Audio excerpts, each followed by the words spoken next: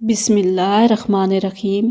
क्या आप जानते हैं कि ज़रूरत से ज़्यादा सोचना, जिसको हम ओवर थिंकिंग कहते हैं, वो आपको अंदर ही अंदर ख़त्म करता जा रहा है। आप एक बात मान लीजिए, हमारा रब हमारे साथ जो कुछ भी करता है ना, वो बेमतलब या बेमकसद नहीं होता। हमारे नसीब में हर चीज़ पहले से लिख दी गई है और वो लिखने वाला कभी गलत नहीं हो सकता। अगर आपकी ज़िंदगी में इस वक्त कोई मुश्किल वक्त चल रहा है, जिसकी वजह से आपके रातों की नींदें उड़ी हुई हैं, तो उसका मतलब है कि एक खूबसूरत सुबह आपका इंतज़ार कर रही है। कभी कभी हमें खूबसूरत सुबह देखने के लिए खौफनाक और ख़तरनाक रातें देखनी पड़ती हैं। अल्लाह ने कुरान मजीद में इरशाद फरमाया कि अनकरीब अल्लाह तुम्हें इतना देगा कि तुम खुश हो जाओगे।